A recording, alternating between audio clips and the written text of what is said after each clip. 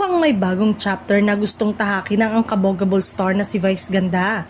Kaya naman usap-usapan ngayon ang posibilidad na matatagalan na mawawala siya sa noontime show na It's Showtime. Ayon sa mga lumalabas na balita, mas binibigyang prioridad na umano ng komedyante ang kanyang personal na buhay. Partikular na ang plano nila ng kanyang mister na si Ayon Perez na bumuo ng sariling pamilya. Matagal na ring nababanggit ni Vice sa ilang panayam na bukas siya sa ideya ng pagiging magulang. Inamin pa niya noon na seryoso na nilang pinag-uusapan ni Ayon ang pagkakaroon ng anak at hindi lang basta plano.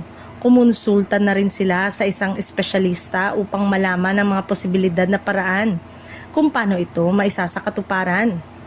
Isa sa mga opsyon na tinitignan ng mag-asawa ay ang surrogacy, isang proseso kung saan may isang babae ang magbubuntis para sa kanila.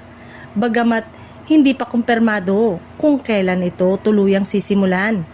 Malinaw na pinaghahandaan nila ito at pinag-iisipan ng mabuti bilang bahagi ng kanilang future plans bilang mag-partner. Dahil dito, marami ang nag-iisip na kung matutuloy ang kanilang plano. Posibleng nakalive na ito o pansamantalang magpapahinga si Vice Ganda sa kanyang mga showbiz commitment. Kilala si Vice bilang isa sa mga haligi ng It's Showtime kaya kung mangyari man ito, siguradong malaking adjustment ito para sa programa at sa mga loyal viewers nito. Sa kabila nito, suportado naman ng fans ang desisyon ng komedyante. Para sa marami, karapatan ni Vice na unahin ang kanyang personal na kaligayahan at pangarap na magkaroon ng sariling pamilya.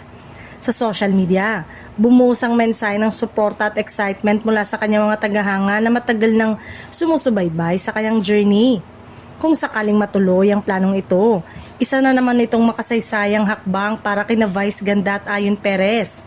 Mula sa pagiging power couple sa telebisyon hanggang sa posibilidad na maging ganap na magulang sa hinaharap.